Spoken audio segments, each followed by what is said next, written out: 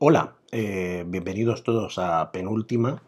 Hoy vamos a variar un poco la temática, vamos a hablar de un libro de historia, vamos a hablar del Bernardo de Gálvez de Gonzalo Quintero Saravia, que se publicó a comienzos de este año. Uy, perdón, ahí se ve el reflejo. Qué mal. Oh, claro, es que es súper brillante esta cubierta. Bueno, vamos a hablar de este libro ahora en un momentito. Hasta ahora.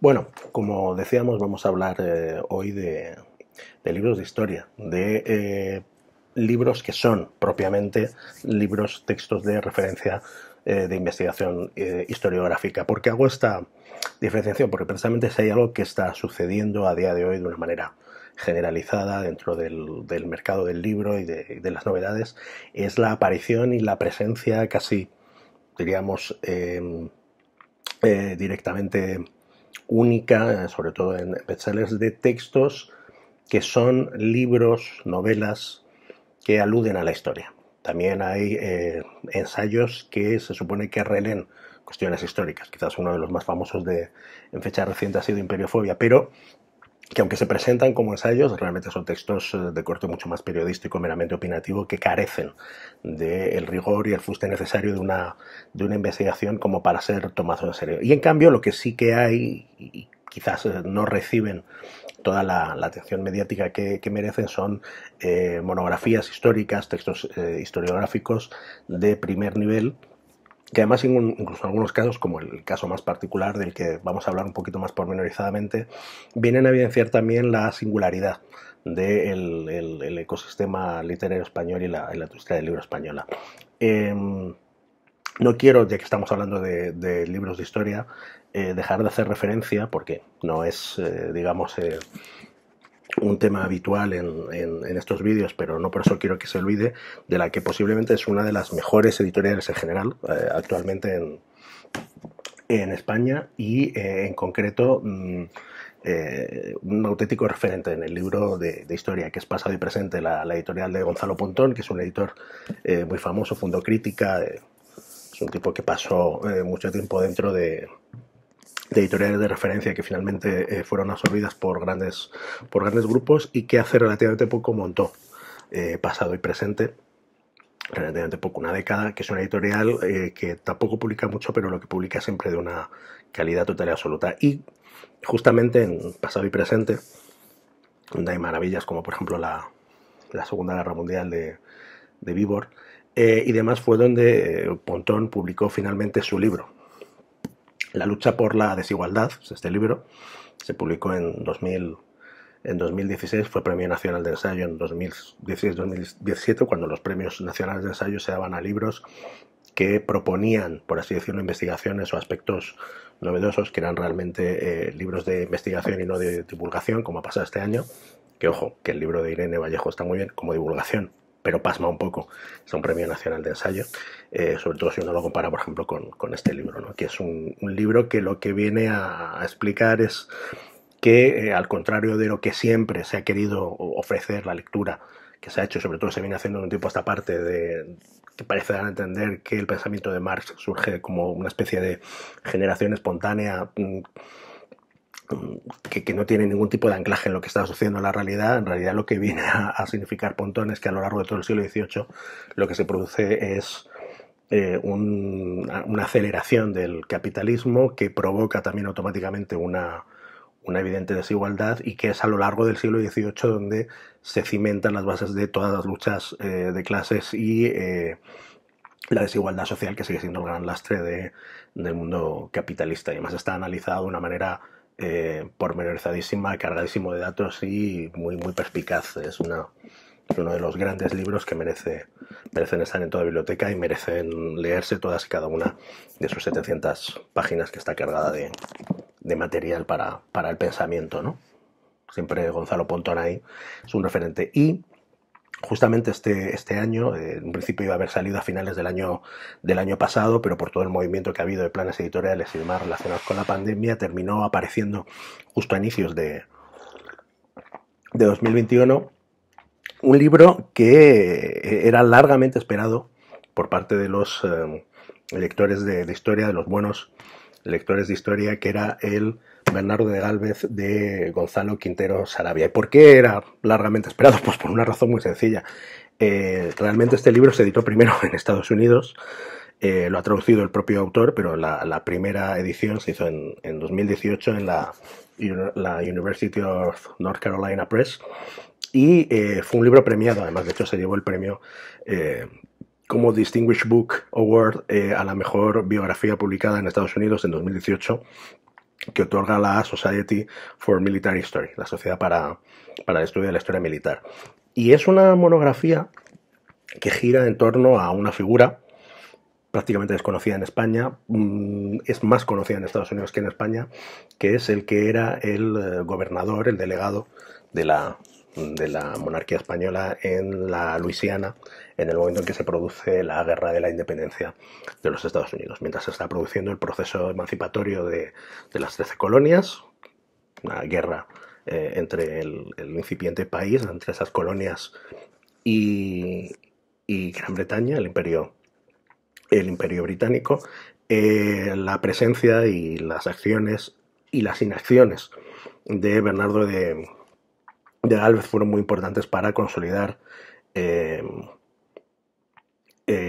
éxito de ese proceso independentista, ¿no?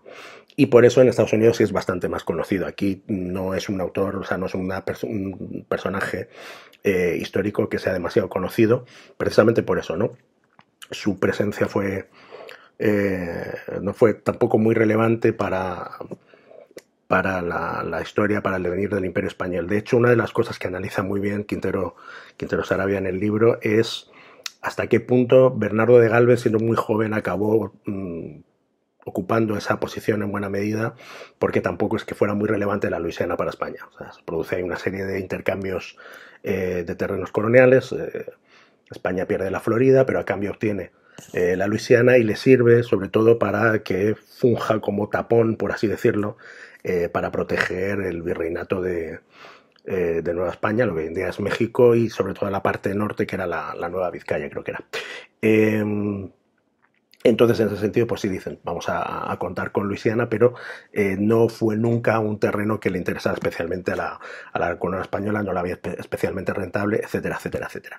Aún así, Gálvez, tanto en su campaña militar, sus capacidades militares, tanto en Mobile como en Pensacola, los dos enfrentamientos que tuvieron en la toma de ambas ciudades, en los sitios de ambas ciudades, pues salió triunfador. Además, pudo de esa manera desgastar al ejército británico y obligarle a mantener distintos frentes, lo cual le vino muy bien a las tropas independentistas de los Estados Unidos. Y también no es casual que precisamente por eso la batalla decisiva que pone ya, por así decirlo, fin a todo el proceso emancipatorio, fuera la que se conoce como Batalla de Nueva Orleans, que tiene lugar a las afueras de la ciudad, los terrenos que hoy en día forman parte de la ciudad, pero en aquellos momentos estaban en las afueras.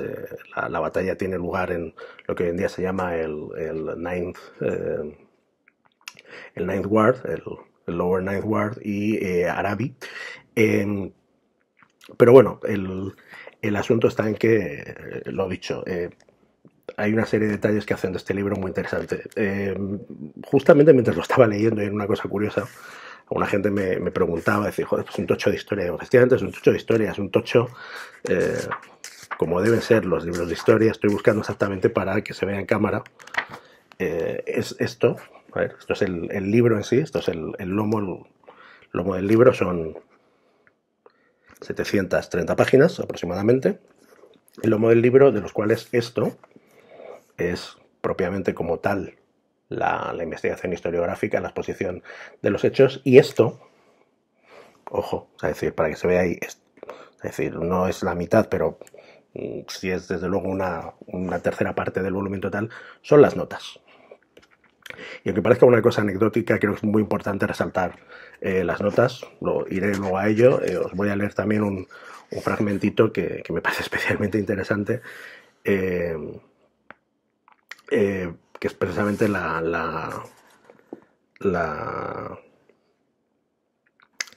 el edicto por el cual se anuncia públicamente la expulsión de los jesuitas de los territorios del Imperio Español en América.